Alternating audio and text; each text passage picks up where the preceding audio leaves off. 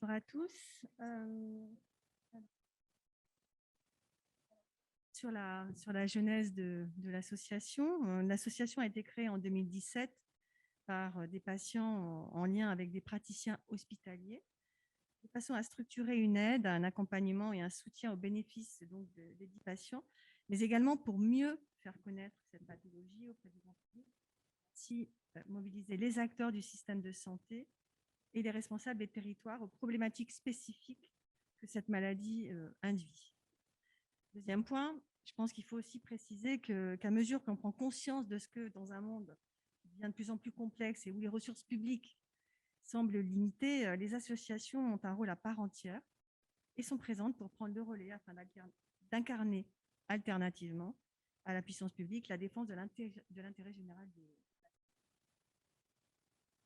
Alors la slide 3, donc notre mission, je dirais plutôt nos missions. Alors le constat, on le connaît, hein, on sait que l'insuffisance cardiaque, maladie chronique, et première cause d'hospitalisation non programmée, est une pathologie.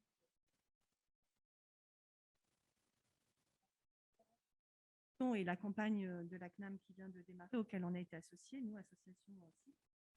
Pour autant, cette pathologie place les patients dans une situation difficile et souvent invalidante au regard de la vie professionnelle. Certains patients évoquent un sentiment de solitude pour les conséquences dans leur quotidien et dans les différentes sphères évoquées. Alors l'idée, c'était pour nous, c'était de se dire comment on va aider, accompagner et soutenir. Alors, sur la mise en œuvre du projet, en fait, ça a nécessité bien évidemment un soutien d'acteurs, que ce soit institutionnel, du monde hospitalier, de la société civile, de façon à ce que les actions convergent et abordent de façon et dans ces dimensions médicales, de prévention, de la décompensation cardiaque, mais aussi en termes de facilitation du retour à une vie qui soit la plus satisfaisante possible. Par extension, on pourrait parler d'empowerment du patient sans être dans l'injonction, tenter en tous les cas de lui faire comprendre que le patient est l'architecte de sa vie, qu'il y a une ou des possibilités d'aller chercher une force motrice pour accéder à une forme de résilience et se projeter sur un avenir qui soit à peu près serein. Alors, sur la slide 4, alors nos actions. Dans un premier temps, et puis parce qu'on a été aussi à un moment rattrapé par la situation de la pandémie, on a beaucoup développé des actions de rayonnement pour faire connaître l'insuffisance cardiaque, notamment par nos contributions avec les institutionnels de la santé, que ce soit HAS, la CNAM, la DDG. Alors, sur le Haut Conseil de la santé publique, nous avons, par exemple, été sollicités pour un article sur l'activité physique pain et levier pour un insuffisant cardiaque. On a été aussi associés, donc, comme je vous le disais tout à l'heure, pour la campagne de sensibilisation de la France. Sur les relations privilégiées avec le monde hospitalier et médical, nous sommes toujours présents lors des congrès Journée européenne de la Société française de cardiologie et les JFIC 4, durant lesquels on est toujours présent et actif. Contributeurs aussi, on s'implique beaucoup avec le GIF, notamment sur le livre blanc. Du reste, on a aussi répondu à une enquête de validation.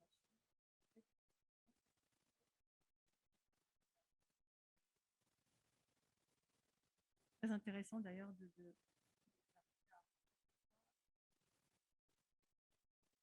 point de vue des patients, en tous les cas sur les patients primo-entrants dans cette pathologie. Les partenariats avec les laboratoires, donc avec des actions qui visent à mieux faire comprendre les conséquences de la pathologie, mais aussi des actions de sensibilisation en direction du grand public.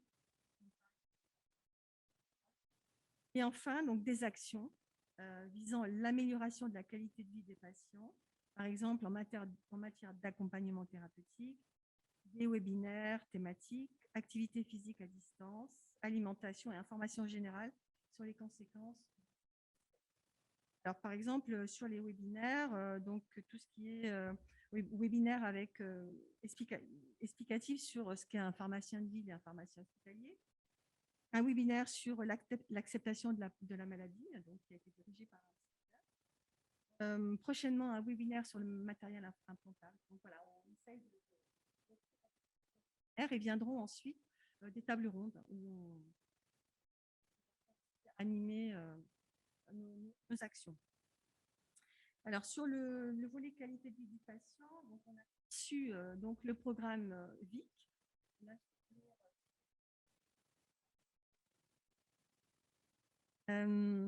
Donc là, ce sont des exemples concrets. Donc, alors, le programme VIC, il est destiné aux adhérents de l'association. Le programme permet d'amener les patients à devenir donc, des acteurs de leur santé, c'est ce que je vous disais tout à l'heure. Il est réservé aux adhérents. L'inscription est gratuite. Alors, quelques illustrations. Donc, focus sur l'activité physique. Était reconnu comme traitement à part entière pour 10 pathologies chroniques, dont l'insuffisance cardiaque.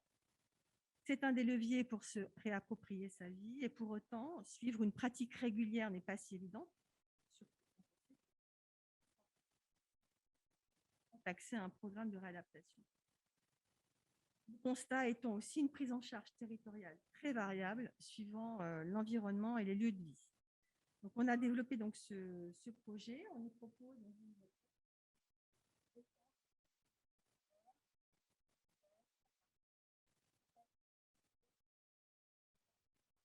donc, c'est encore à développer. Donc, ce programme a été mis en place.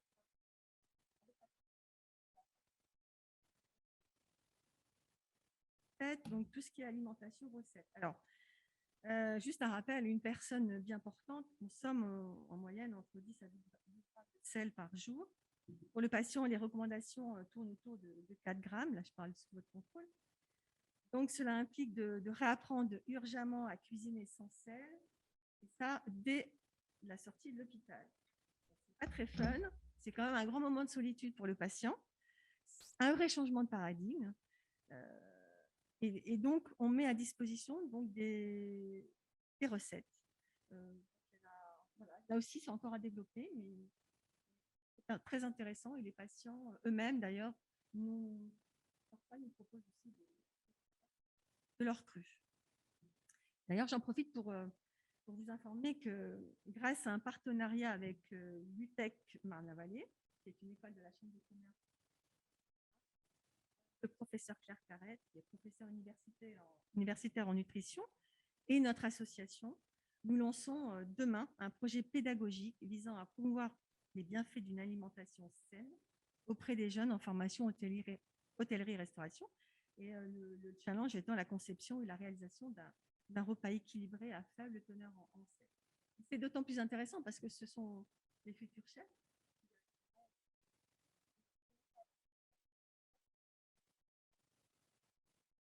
tenter en tous les cas une inflexion globalement dans les plats. Médiathèque, donc avec quelques vidéos.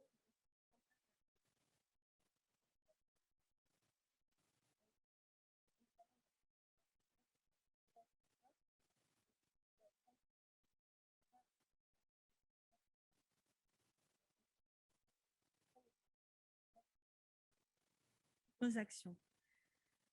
Sur le slide 9, ce sont donc notre blog. Voilà. Et enfin, sur le slide 10, les réseaux sociaux et la communauté.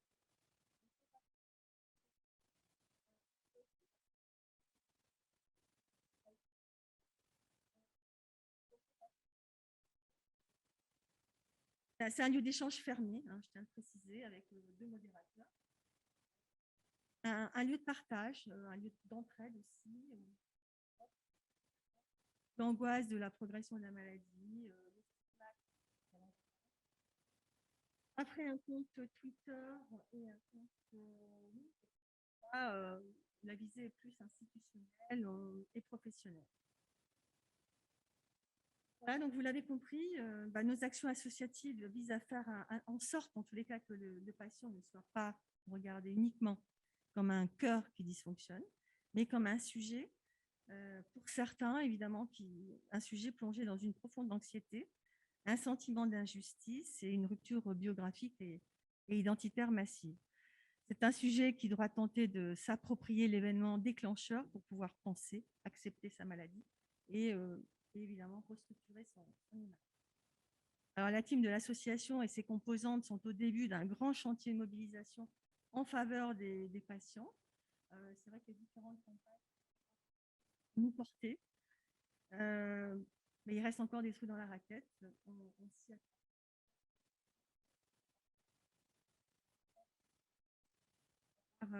Donner une fois de plus la possibilité que la voix. Merci pour votre écoute.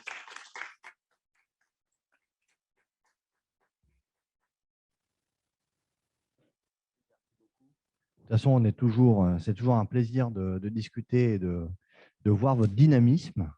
Non, c'est vrai, je vous félicite parce que, comme vous l'avez dit, c'était qu'en 2017, vous avez déjà fait plein de choses. C'est remarquable.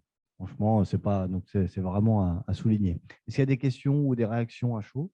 En tout cas, de toute façon, vous avez un stand sur la rue Hospitalière. À l'occasion de la journée, il y a des animations. On va pas, je pense que les gens ont faim maintenant, c'est ça.